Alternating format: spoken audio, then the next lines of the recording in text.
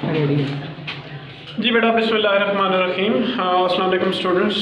आज हमने पंक्चुएशन जो है वो उसका जो पैराग्राफ है जो आपकी बुक के अंदर जो है 5 मार्क्स का आता है, ठीक है, उसको हमने करना है। और ये है कि ज़रा मैं आपको थोड़ा सा डिफरेंस बता दूं कि पंक्चुएशन से फ़र्क क्या पड़ता है। बाद वक़्त बड़े हिलेरियस किस्म के डिफरेंसेस होते हैं। टाइम की शॉर्टेज की वजह से मैं एक एग्जांपल आपके सामने रख रहा हूँ, ठीक है, और बड़े मज़ाहिया किस्म के डिफरेंसेस आते हैं। मैं मज़ीद एग्जांपल्स आपको बताऊँगा। जैसे ये देखें, लेट्स ईट ग्रैंड माँ, ठीक है। अब ऊपर वाले का मतलब ये है कि चलो ग्रैंड माँ को खाते हैं, ठीक है। और नीचे वाला सेंटेंस जो है लेट्स ईट के बाद कामा ग्रैंड माँ। अब ग्रैंड माँ को दावत दी जा रही है कि आओ ग्रैंड माँ खाते हैं, ठीक है। एक कामे ने जो है वो दोनों सेंटेंसेस को बिल्कुल उलट कर दिया, ठीक है। एक नुक्ते ने महरम से मुजरिम बना दी, ठीक है। नीचे नुक्ता लगा दे तो मुजरिम बन जाता है, हटा दे तो महरम बन जाता है, ठीक है।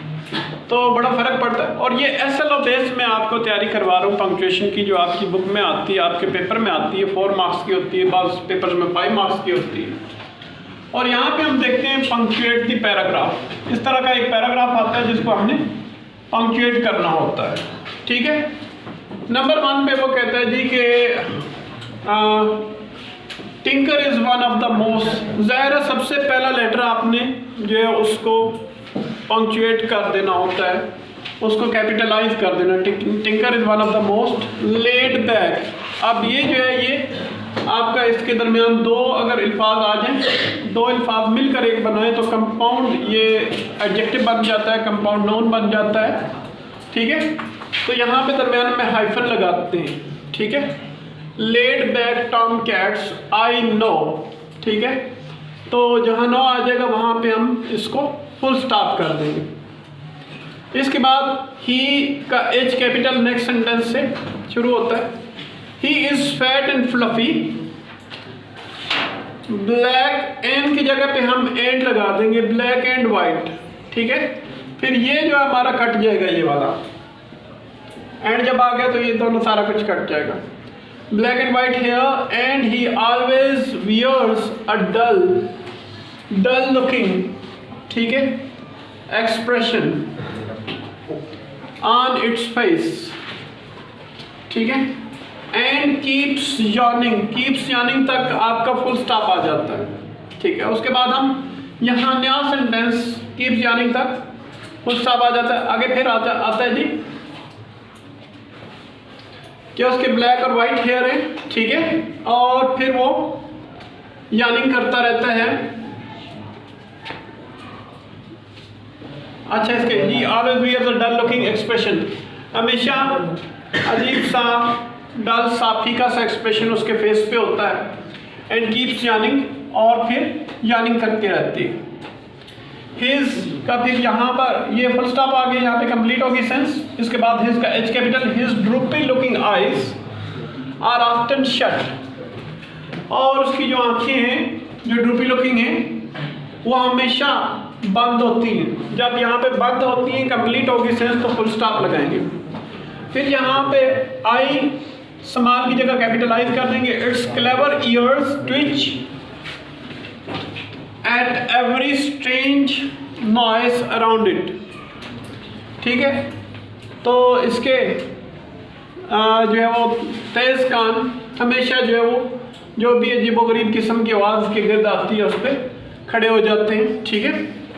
तो ये कंप्लीट सेंस आ गई, यहाँ पे फुल स्टॉप हम लगा देंगे, ठीक है। उसके बाद हिज फॉर इसका हिज का H कैपिटल होगी। His for is often scruffy, एक क्वालिटी आ गई और एक बात कंप्लीट होगी। फिर एक और बात कंप्लीट करनी है तो फिर इसको एंड को काट देंगे। इट रेयरली लिक्स इट क्लीन, ठीक है। दूसरी बात जब आ गई तो दरमियान में दो बातें आ जाती हैं तो फिर दरमियान में कामा हो जाता है। एक क्वालिटी है his for is often scruffy, एक क्वालिटी। दूसरी क्वालिटी जब लगाएंगे तो दरमियान में कामा लगा देंगे, एंड हटा देंगे, ठीक है। फिर वहाँ पे नया सेंटेंस हम शुरू करेंगे।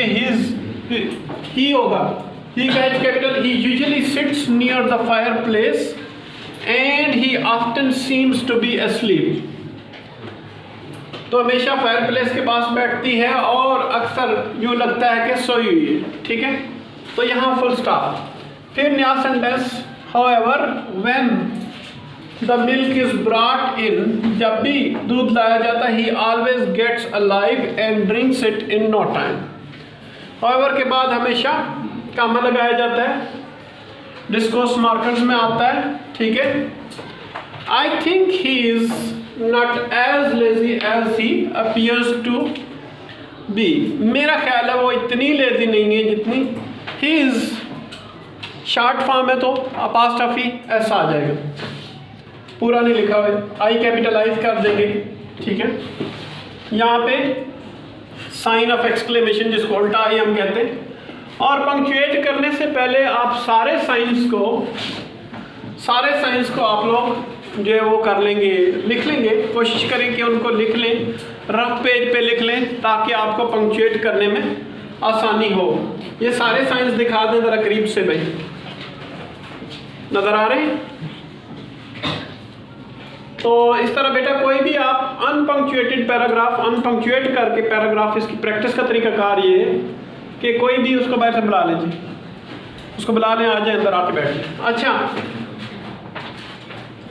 कोई भी अनपंक्चुएटेड पैराग्राफ, किसी भी पैराग्राफ को अनपंक्चुएट करना हो, अनपंक्चुएट करके आप उसको पंक्चुएट करने की कोशिश करें और बुक से मैच करें, ठीक है। कहाँ कहाँ आपने मिस्टेक्स की हैं, प्रैक्टिस इसकी ऐसे ही होती है।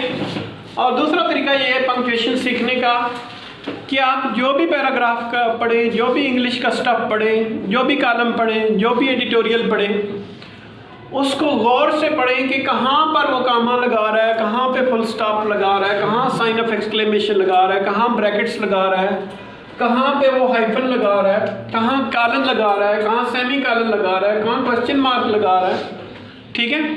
ये सारी चीज़ें आपने देखनी है। कहाँ 3 डॉट्स लगा रहा है, ठीक है।